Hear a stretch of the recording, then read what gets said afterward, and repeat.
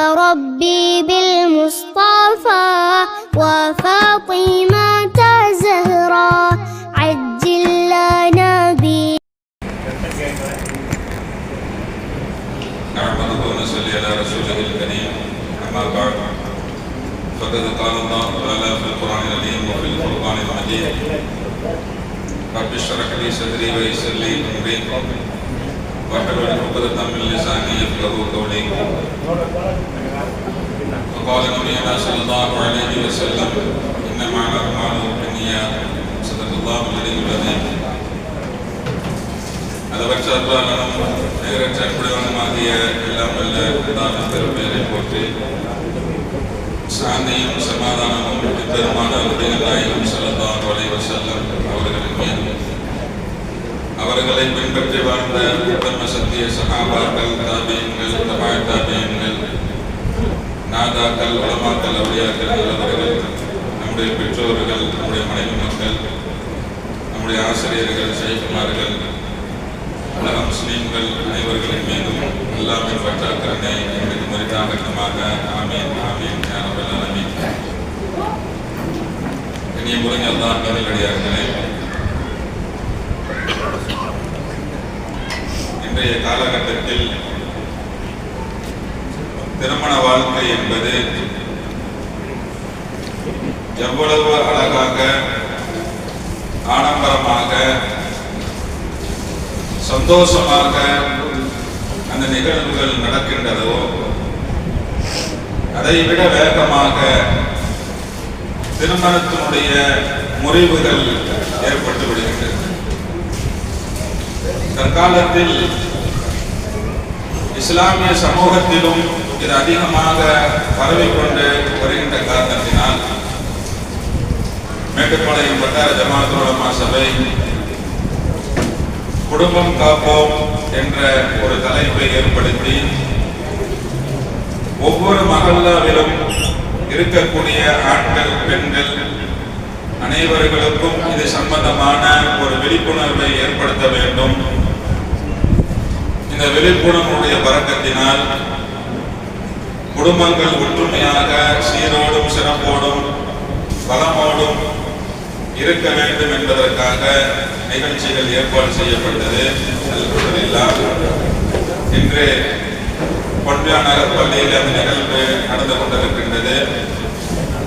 இதை நடத்துவதற்கு முயற்சி செய்த பள்ளியினுடைய இமாம், பள்ளியினுடைய நிர்வாகிகள் மற்றும் ஜமாஅத் உலமாவுக்கு நன்றி தெரிவித்தவர்களாக இங்கே எனக்கு கொடுக்கப்பட்ட தலைப்பு கணவன் மனைவி இருவரும் செய்ய வேண்டிய கடமைகள், உரிமைகள் என்ன என்பதை பற்றி இங்கே எனக்கு தலைப்பு கொடுக்கப்பட்டிருக்கின்றது. கண்ணியத்திற்குரியவர்களே, கணவன் மனைவியினுடைய உரிமைகளும் கடமைகளும் நிறைய செய்திகளை நாம் படித்திருக்கின்றோம், கேள்விப்பட்டிருக்கின்றோம். நிறைய பயான்கள் இது சம்பந்தமாக பேசப்பட்டுக் கொண்டே வருகின்றது. கடமைகள் சரியாக செய்யப்படுகின்ற போது அந்த திருமண வாழ்க்கை அமைதியான முறையிலே, நல்ல முறையிலே நடந்து கொண்டிருக்கும் என்பதில் எந்த ஒரு சந்தேகமும் இல்லை. இன்றைக்கு கடமைகள் என்ன, உரிமைகள் என்ன என்பதை விளங்கிக் கொள்வதிலே நமக்கு மத்தியிலே ஒரு சிறிய ஏற்றத்தாழ்வு இருக்கின்றது. கடமைகள் என்பது ஒரு கணவன் மனைவிக்கு கொடுக்க வேண்டிய கடமைகள். இஸ்லாம் சொல்லக்கூடிய மிக முக்கியமான விடயங்களில் ஒன்று மனைவிக்கு தங்குவதற்கு இடம், அவர்கள் சாப்பிடுவதற்கு உணவு, அவர்களுடைய தேவைக்கு ஏற்ப அவர்களுக்கு உண்டான செலவினங்கள், அவர்களை பராமரிப்பதற்குண்டான எல்லா தேவைகளையும் செய்து கொடுக்க வேண்டும். இவைகள் எல்லாம் கடமைகள். உரிமைகள் என்பது பெண்கள் சில விஷயத்தை அப்படி ஆசைப்படுகின்ற போது அல்லது சில விஷயங்களை செய்ய வேண்டும் போது அந்த செயலை மார்க்கத்திற்கு உட்பட்டு இருந்தால் அதை நாம் அனுமதிக்க வேண்டும். சில பேர் என்ன செஞ்சிருவாங்க, சாப்பாடு வாங்கி கொடுத்துருவாங்க, நல்ல ஆடைகள் கொடுத்துருவாங்க, கேட்கிற எல்லாமே செஞ்சு கொடுத்துருவாங்க, கடமை முழுவதும் செஞ்சிருவாங்க. ஆனா அவங்களுடைய உரிமையை பறித்திருவாங்க. அந்த அம்மானால சுயமா எதையுமே செய்ய முடியாது. சாதாரணமா ஒரு வீட்டுல டீ வைக்கிறதா இருந்தாலும் கணவன்கிட்ட கேட்டுதான் செய்யணும். ஒரு சாப்பாடு வைக்கிறதா இருந்தாலும் கணவன்கிட்ட கேட்டுதான் வைக்கணும். கேட்டு வைக்கலன்னு சொன்னா பிரச்சனை உருவாகும். அந்த அம்மா யாருக்காவது உதவி செய்யணும்னு நினைச்சா அந்த உதவியை கூட கணவன்கிட்ட கேட்டுட்டு செய்யணும். செஞ்சா பிரச்சனையாகும். கடமை என்பது வேறு, உரிமை என்பது வேறு. ஒரு கணவனாக ஒரு பெண்ணுக்கு இரண்டையுமே ஒரு ஆண் மகன் கொடுக்க வேண்டும். அதே போலத்தான் ஒரு பெண் தன்னுடைய கணவனுக்குண்டான கடமைகளையும் செய்ய வேண்டும், கணவனுக்கு கொடுக்கக்கூடிய உரிமைகளையும் கொடுக்கணும். சில பெண்கள் கணவன்கிட்ட ரொம்ப நல்ல பெண்களா நடந்துருவாங்க. கணவனுக்குன்னு சில உரிமைகள் இருக்கும். கூட பிறந்த அக்கா தங்கச்சிக்கு ஏதாவது செலவு செய்யலாம்னு நினைப்பார், அத்தாமாவுக்கு ஏதாவது செலவு செய்யலாம்னு நினைப்பார். இது அவருடைய உரிமை. நீ செலவு செய்யக்கூடாது, உங்க அக்கா தங்கச்சிக்கு நீ செலவு செய்யக்கூடாது, உன்னுடைய பெற்றோருக்கு செலவு செய்யக்கூடாது அப்படின்னு சில இடங்கள்ல தடுக்கப்படுவார். நான் கடமைக்கும் உரிமைக்கும் உண்டான வித்தியாசத்தை உங்களுக்கு மத்தியில் சொல்லுகின்றேன். கண்ணியத்திற்குரிய அல்லாஹ்வின் நல்லடியார்களே, இந்த புரிதல் குறைவாக இருக்கின்ற காரணத்தினால் கணவன் ஒரு பெண்மையை எப்படி அல்லாஹ் படைத்திருக்கின்றான் என்பதை விளங்கிக் கொள்ளாததும், ஒரு பெண் கணவனாக இருக்கக்கூடிய ஒரு ஆணுடைய படைப்பு எப்படி இருக்கும் என்பதை விளங்கிக் கொள்ளாததும் பிரச்சனைகளுக்கு காரணமா இருக்கு. உங்களுக்கு மத்தியில ஆண் பெண்ணுடைய உடல் அமைப்பு எப்படி இருக்கும், அவங்களுடைய உணர்வுகள் எப்படி இருக்கும் அப்படிங்கிறத ஒரு சில உதாரணங்கள் நம்ம உங்களுக்கு முன்னாடி எடுத்து வைக்கிறோம். பெண்கள் பதில சத்தமா இருக்குங்களாமா, அஜத் சொல்றாரு. பயான் கேட்க மாட்டேங்கிறீங்க, சத்தம் போட்டே இருக்கிறீங்க சிராஜ் சொல்றாரு.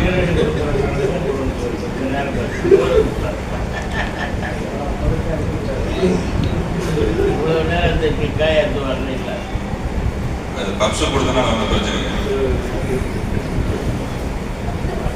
கண்ணியத்திற்குரிய தாய்மார்களே, இந்த நிகழ்வு என்பது உங்களுக்காக வேண்டிதான். நிறைய இடங்கள்ல ஒன்றை விளக்கணும். ஆதி காலத்திலிருந்து ஒரு பழமொழி என்னன்னு சொன்னா, ஆண் பிள்ளையா இருந்தாலும் ஆண் பிள்ளைதான், ஆம்பளை எவ்வளவு தப்பு செஞ்சாலும் அவனுக்கு மறுவாழ்வு என்பது கிடைச்சிருக்கு. ஒரு மனைவி மௌத்தா போயிட்டா புது மாப்பிள்ளை நானுக்கு சொல்லுவாங்க, 60 வயசுல கல்யாணம் பண்ணிடுவார். நிறைய இடங்கள்ல பாதிக்கப்படுறது நீங்க தான். இப்ப உங்களுக்கு தான் நிறைய செய்திகள் நாங்க சொல்ல வந்திருக்கிறோம். நீங்க அதை கொஞ்சம் அமைதியாக கேட்டீங்கன்னு சொன்னா உங்களுடைய கணவன்மார்கள் உங்களுடைய கைக்குள்ளே இருப்பாங்க. அப்போ அது சம்பந்தமான செய்திகள் சொல்கின்ற போது முதல்ல பெண்களுக்கு சொல்லிடலாம், ஒரு ஆண் எப்படிப்பட்ட படைப்பாக எல்லாம் படைத்திருக்கிறான் அப்படின்னு சொல்லி பார்த்தோம் சொன்னா, ஆணுக்கும் பெண்ணுக்கும் உடல் அமைப்பு என்பது வேறு விதமாக எல்லாம் படைத்திருக்கிறான். அதுல ஆண் உடல் வலிமையிலே ஆண் பெண்ணை விட வலிமையானவனாக எல்லாம் படைச்சிருக்கிறான். ஒரு ஆணுனால குடும்பத்திற்காக அதிகமாக உழைக்க முடியும். அதிகமான அந்த உழைப்பின் காரணமாக அவனுடைய ஆற்றல் முழுவதும் தன்னுடைய குடும்பத்திற்கு கொடுக்கக்கூடியவனாக அல்லாஹ் ஆணை படைத்திருக்கின்றான். உடல் முழுவதும் பெண்களை விட ஆண்கள் வலிமையானவர்கள். அதுபோக நிறைய இருக்கிறவங்களுக்கு பெரிய நுரையீரல், பெரிய மூளை, ஆண்களுக்கு பெண்களை விட பெரிய மூளை. அதனால நிறைய வேலை செய்ய நினைச்சுக்காதீங்க. பெண்களுக்கு எவ்வளவு வேலை செய்யுமோ அவ்வளவுதான் ஆண்களுக்கு வேலை செய்யும். மூளை சைஸ் தான் பெருசு, வேலையில ஒரே மாதிரி. இதெல்லாம் அல்லாஹ் இந்த மாதிரி படைச்சிருக்கிறாங்க. பெண்களுக்கு ஒரு முக்கியமான செய்தி சொல்றோம். ஒரு பிரச்சனை வருது அப்படின்னா ஒரு ஆண் எப்படி அதை அணுகுவான் என்பதை நீங்கள் தெரிஞ்சுக்கணும். ஒரு பிரச்சனை வருகின்ற போது ஆண் அணுகின்ற முறை ரெண்டே தான். டூ ஆர் டைன்னு சொல்லுவாங்க இங்கிலீஷ்ல. செய்ய அல்லது செஞ்சு மடி. ஒண்ணு அந்த பிரச்சனையை தீர்க்க முடிஞ்சா தீர்த்துருவார், இல்லைன்னா புறம்புல விட்டு ஓடிடுவார். அப்படிதான் அங்க எங்க வீட்டுல நிறைய ஆம்பளை சண்டை ஓடும் போது எங்களுக்கு சண்டை ஓட முடியாம எஸ்கேப் ஆயிடுறாங்க. நம்ம சொல்றது புரியுது. நிறைய இடங்கள்ல ஆண்கள்கிட்ட இந்த நிலைமை தான் இருக்கும்.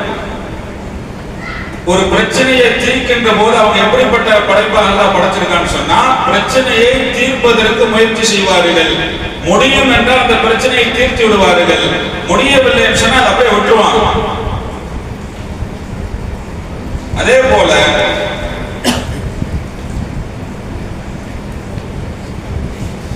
ஆண்களுக்கு இடது மூளையினுடைய செயல்பாடுகள் அதிகம். வலது மூளையினுடைய செயல்பாடு, இடது மூளையினுடைய செயல்பாடுகள் இருக்கு. யாருக்கெல்லாம் வலது பக்கம் அதிகமா வேலை செய்யுதோ கை காலெல்லாம், அவங்களுக்கு இடது மூளை வேலை செய்யும். இடது பக்கம் அதிகமாக வேலை செய்யறவங்களுக்கு வலது மூளை வேலை செய்யும். ஆண்களுக்கு அதிகமாக இடது மூளை வேலை செய்யுன்னு சொன்னா எல்லாமே அவங்க ரைட் ஹேண்ட் தான் அவங்க செய்வாங்க. ரொம்ப முக்கியமான விஷயம் பெண்களுக்கு சொல்லி தர்றோம். ஆண்கள் அதிகமாக பேச மாட்டாங்க. நீங்க வீட்டில இருந்து உங்க வீட்டுக்காரர் வெளியில போயிட்டு வர்றாரு, மீண்டும் வீட்டுக்குள்ள வர்றாரு அப்படின்னு சொன்னா, நீங்க கேள்வி கேட்டீங்கன்னு சொன்னா ஒரு வரியில தான் பதில் சொல்லுவார். கல்யாணத்துக்கு போயிட்டு வந்தீங்களான்னு கேட்டா என்ன சொல்லுவார்? போயிட்டு வந்துட்டோம். ஆனா நீங்க எதிர்பார்க்கறது அப்படியே இல்லை. உங்களுடைய படைப்பு என்ன கொஞ்ச நேரத்தில் சொல்லுவோம். ஒரு ஆண் அவனுடைய இயல்பு அல்லாஹ் எப்படி படைச்சிருக்கான்னு சொன்னா, ஒற்றை வரியில் பதில் சொல்வது. கல்யாணத்துக்கு போயிட்டு வந்தீங்களா,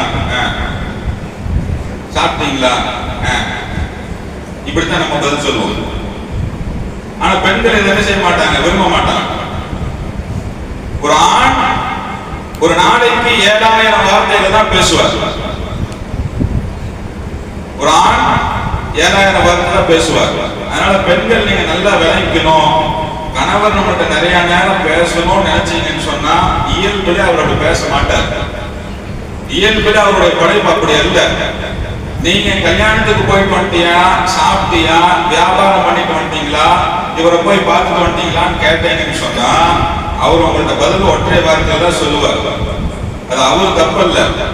நீங்க ரொம்ப ஆர்வமா வீட்டுல எதிர்பார்த்துட்டு இருப்பீங்க, கணவன் நம்மகிட்ட நிறைய நேரம் டைம் கொடுத்து நிறைய பேசுவாருன்னு சொல்லி. ஆனா அவருடைய இயல்பு அதல்ல. இங்க இருந்தெல்லாம் பிரச்சனை வரும்.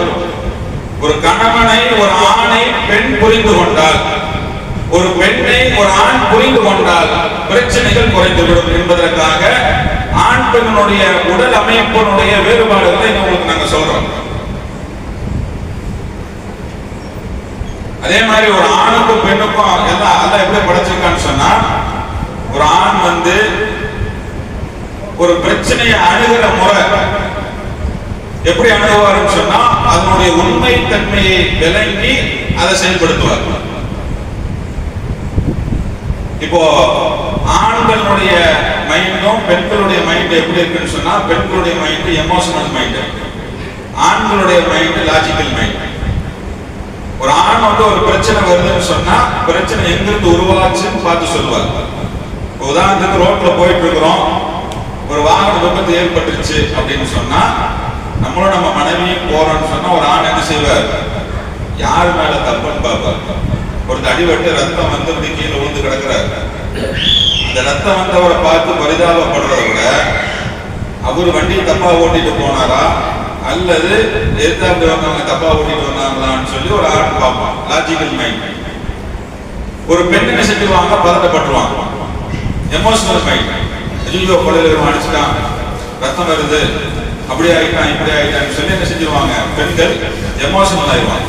இப்ப ஆண் ஒரு பிரச்சனைக்கு தீர்வு காணுகின்ற போது முதல்ல அதனுடைய ஆணி வேற பார்த்து அது எங்க பிரச்சனை உருவாச்சுன்னு பார்த்துதான் அந்த பிரச்சனைக்கு தீர்வு பார்ப்பாங்க. ஒரு பெண்கள் முதல்ல எமோஷனல் ஆயிடுவாங்க, அதுக்கப்புறம் தான் கொஞ்ச நேரம் கழிச்சு உண்மை தன்மையை புரிஞ்சுக்குவாங்க. அதனாலதான் பெண் புத்தி பின் புத்தின்னு சொன்னாங்க. அது அவங்களுடைய படைப்பு. முன்னாடி என்ன செஞ்சுவாங்க, எமோஷனல் ஆயிடுவாங்க. அப்புறம் என்ன செய்வாங்க, உண்மை தன்மையை அவங்க புரிஞ்சுக்குவாங்க. இது ஆணுடைய உடல் அமைப்பு. அதே போல ஒரு பெண்ணுடைய உடல் அமைப்பு எப்படி இருக்கும்னு சொன்னா, அதிகமா அவங்க என்ன செஞ்சுக்குவாங்க, ஆண்கள் விளைக்கணும். அதிகமா வெப்பத்தை தாங்கக்கூடிய அளவுக்கு அல்ல அவங்களுக்கு ஆற்றலை படைத்திருக்கிறான். ஒரே நேரத்தில் பல வேலைகளை செய்யக்கூடியவர்களாக பெண்களை அல்ல படைத்திருக்கிறார். மல்டி டேலண்ட் அப்படின்னு சொல்லக்கூடிய பலவிதமான வேலைகளை ஒரே நேரத்தில் செய்யக்கூடிய ஆற்றலை பெண்களுக்கு கொடுத்திருக்கிறார். இப்ப உதாரணம் சொன்னா, ஒரு அடுப்புல குழம்பு வச்சுட்டு இருப்பாங்க. குழம்புக்கு தேவையான ஒரு 10 பொருள் இருக்கும். காய்கறி போட்டோமா, உப்பு போட்டோமா, மிளகா பொடி போட்டோமா, ஒரு 10 பொருள் குழம்புக்கு. ஒரு அடுப்புல இந்த வேலை செய்வாங்க, இன்னொரு அடுப்புல சாப்பாடு ஆக்குவாங்க, இன்னொரு பக்கம் துணி துவைப்பாங்க, இன்னொரு பக்கம் தண்ணி குடிப்பாங்க. எல்லாத்தையும் அவங்க ஒரே நேரத்தில் செய்ய முடியும். ஆனா ஒரு ஆணினால் ஒரே நேரத்தில் ஒரே வேலையை ஒரு வேலையை தான் செய்ய முடியும், பல வேலைகளை ஒன்றும் செய்ய முடியாது. பெண்கள் என்ன செய்வாங்கன்னு சொன்னா, ஒரு கேள்வி கேட்டா ஒரு பேராகிராஃப்ல பதில் சொல்லுவாங்க. நீங்க விளக்கணும், என்னடா நோய் முன்னாடி பேசிட்டே இருக்குது அப்படின்னு நீங்க நினைச்ச கூடாது. ஒரு பேராகிராஃப்ல பதில் சொல்லுவாங்க. எப்படி சொல்லுவாங்க, கல்யாணத்துக்கு போயிட்டு வந்து அவங்க கேட்டா நம்ம என்ன சொல்லுவோம், போயிட்டு வந்துட்டோம்னு சொல்லுவோம். அவங்க என்ன சொல்லுவாங்க, போனாங்க, இங்கிருந்து ஆட்டா ஏறினதுல இருந்து திருப்பி கல்யாணத்துல சாப்பிட்டது, சாப்பாடு பரிமாறினவன் என்ன பிரச்சனை பண்ணா, என்ன நம்ம பீடா சாப்பிட்டோமா, ஐஸ்கிரீம் சாப்பிட்டோமா, எல்லாம் சொல்லுவாங்க. அவங்களுடைய இயல்பு அது. இப்போ ஒரு பிரச்சனை வந்துச்சுன்னு சொன்னா அவங்க என்ன செய்வாங்க அப்படின்னு சொன்னா, பிரச்சனைக்கு சொல்யூஷனை விட, தீர்வை விட அவங்க நிறைய பேசுவாங்க. அதை நம்ம கேட்டோம். ஒரு குடும்பத்துல நீங்க இருக்கிறீங்கன்னு சொன்னா, இப்ப நீங்க வீட்டுக்குள்ள போறீங்க, ஒரு பிரச்சனை சம்பந்தமாக பெண்கள் பேசுறாங்கன்னு சொன்னா நீங்க அமைதியா இருங்க. அவங்களுடைய படைப்பு எப்படின்னு சொன்னா, அதிகமாக பேசக்கூடியவர்களாக அல்லாஹ் படைச்சிருக்கிறான். பேராகிராஃபா பேசக்கூடியவங்களா படைச்சிருக்கிறான். சீக்கிரம் எமோஷனல் ஆகக்கூடியவங்களாக படைச்சிருக்கிறான். இதெல்லாம் நம்ம புரிஞ்சுக்கணும். கண்ணியத்துக்குரிய அல்லாஹ்வின் நல்லடியார்களே, பெண்கள் ஷாப்பிங் போறதுக்கும் ஆம்பளை ஷாப்பிங் போறதுக்கும் ஒரு வித்தியாசம் இருக்கு. ஒரு கடைக்கு நீங்க போகணும்னு சொன்னா எப்படி போவீங்க? ஒரு ஆண் எப்படி போவான்? ஒரு பொருள் வாங்குறதுன்னு முடிவு பண்ணிட்டு போவான். கடைக்கு போனா இத்தனை ரூபாய்க்குள்ள இந்த பொருளை வாங்கிட்டு வந்துடணும்னு சொல்லி முடிவு செய்து ஷாப்பிங் செல்வான் ஆண். ஒரு பெண் அப்படி போக மாட்டாங்க. கடைக்குள்ள போனதுக்கு அப்புறம் தான் அவங்களுக்கு அந்த சிந்தனையே வரும். முடிவு செய்யாமல் ஷாப்பிங் போவாங்க. ஷாப்பிங் கூட்டு போனவங்களுக்கு அந்த வழி வந்து தெரியும். என்னடா வீட்டுல ஒரு மாதிரி சொல்லி கூட்டிட்டு வந்தோம், எங்கிட்ட 2000 ரூபாய் தான் இருக்குது, 2000 ரூபாய்க்குள்ள பர்ச்சேஸ் பண்ணிக்கன்னு சொல்லிட்டு கூட்டிட்டு வந்து எங்க 10,000 ரூபாய்க்கு வாங்கி இருக்கிறாங்களே. அவங்க அப்படிப்பட்ட படைப்பு அல்ல. வீட்டுக்குள்ள கடைக்குள்ள போனதுக்கு அப்புறம் தான் வாங்க முடிவு பண்ணுவாங்க. அதே மாதிரி அவங்க என்ன செய்வாங்கன்னு சொன்னா, ஒரு தேவை இருந்துச்சுன்னு சொன்னா கேள்வி மூலியமாவே கேட்டே இருப்பாங்க. ஏங்க இதை செஞ்சு தருவீங்களா, இதை செய்ய மாட்டீங்களா, ஏன் எனக்கு மட்டும் செய்ய மாட்டேங்கிறீங்க, இப்படின்னு கேள்வி மூலியமா கேட்டே தான் அவங்க காரியத்தை செய்வாங்க. இப்ப ஆண்கள் இதுல விளங்கிட்டா நமக்கு பிரச்சனை வராது. ஒரு பொருளை 2 நாளைக்கு முன்னாடி வாங்கி கொடுத்துருப்போம், இன்னைக்கு வேற ஒரு பொருள் வேணும்னு சொன்னா எனக்கு நீங்க வாங்கியே கொடுக்கறது இல்லை அப்படின்னு சொல்லுவாங்க. வாங்கியே கொடுக்கறது இல்லைன்னா நீங்க அன்னைக்கு வாங்கி கொடுத்தீங்க, வாங்கி கொடுக்கலன்னு அர்த்தம் இல்லை, இன்னைக்கு எனக்கு வேணுங்கிறது அர்த்தமா. நிறைய வீட்டுல இந்த வார்த்தையிலும் பிரச்சனை வரும். என்னையுமே நீ கண்டுக்கவே மாட்டேங்கிறீங்கன்னு சொல்லுவாங்க, எனக்கு எதுவுமே செய்ய மாட்டேங்கிறீங்கன்னு சொல்லுவாங்க. அதுக்கு அது அர்த்தம் இல்லை, இப்ப எனக்கு செஞ்சு கொடுங்கன்னு அர்த்தம். கண்ணியத்துக்குரிய அல்லாஹ் நல்லடியார்களே, ஒரு ஆணுடைய படைப்பும் ஒரு பெண்ணுடைய படைப்பும் அல்லாஹ் ஜல்ல ஷானஹு வ தஆலா 2 விதமாக படைச்சிருக்கிறான். அந்த 2 விதத்தையும் நாம விளங்கிட்டோம்னு சொன்னா, ஒரு ஆண் பெண்ணுடைய உளவியல் சார்ந்த உடல் சார்ந்த அமைப்பை விளங்கிக் கொண்டால், ஒரு பெண்ணை முழுமையாக விளங்கிக் கொண்டால் அந்த பெண்ணுக்கு ஏற்ற கணவனாக இவர் இருப்பார். ஒரு பெண் கணவனுடைய படைப்பையும் உளவியல் ரீதியான அவர் எப்படி இருப்பார், உடம்பு ரீதியாக எப்படி இருப்பார் என்பதை விளங்கிக் கொண்டால் அந்த பெண் நல்ல அந்த கணவனுக்கு நல்ல மனைவியாக இருப்பார். இருவரும் இப்படி பரஸ்பரம் ஒருவரை ஒருவர் புரிந்து கொண்டு விட்டு கொடுத்து மார்க்கம் சொல்லக்கூடிய கடமைகளை எடுத்து நடந்தார்கள் என்று சொன்னால் அவருடைய வாழ்க்கை சிறப்பானதாக இருக்கும். இங்க புரிஞ்சுக்கிறதுல பிரச்சனை வர்றதுனாலதான் ஒருவர் நீயா நானா அப்படிங்கிற எண்ணம் வருகின்ற காரணத்தினால்தான் நிறைய பிரிவினைகள் ஏற்படுகின்றது. அந்த பிரிவினைகள் நம்முடைய ஊரிலே தலைதூங்க கூடாது என்பதற்காக எல்லா குடும்பமும் ஒற்றுமையான குடும்பமாக வாழ வேண்டும் என்பதற்காக வேண்டி இந்த முயற்சி செய்யப்படுகின்றது. நீங்கள் இந்த முயற்சியிலே உங்களுடைய பங்களிப்புகளை நீங்கள் தந்து ஒற்றுமையான குடும்பமாக வாழ்வதற்குண்டான எல்லா வழிவகைகளும் நாம் செய்ய வேண்டும். அல்லாஹ் ஜல்ல ஷானஹு தஆலா நம்மையும் நம்முடைய குடும்பத்தார்களையும் சொர்க்கத்திலேயும் ஒற்றுமையானவர்களாக வைத்து நாயகத்தோடு வாழக்கூடிய பாக்கியத்தை தந்தருள வேண்டும். அப்படிப்பட்ட நசீபை தர வேண்டும் என்பதற்காக வேண்டித்தான் இந்த முயற்சிகள் செய்யப்படுகின்றது. அதற்காக வேண்டி ஜமாஅத்துல் உலமாவுக்காக வேண்டி நீங்க துஆ செய்யுங்க. குடும்பங்கள் ஏதாவது உங்களுடைய குடும்பங்களில் சங்கடங்கள் வந்தால் ஒருவருக்கொருவர் புரிந்து கொள்வதற்குண்டான ஏற்பாடுகளை செய்யுங்கள். அந்த முயற்சிகளை செய்தோம் என்றால் அவர்களுக்கு இருக்கக்கூடிய பிணக்குகள் நீங்கிவிடும். கணவன் மனைவி ஒற்றுமையானவர்களாக வாழ்வார்கள். அந்த பாக்கியத்தை அல்லாஹ் நம் அனைவருக்கும் தந்தல் புரிவானாக. வஆகிரு தஅவானா அல்ஹம்துலில்லாஹி ரப்பில் ஆலமீன். வஸ்ஸலாமு அலைக்கும் வரஹ்மத்துல்லாஹி வபரகாத்துஹு.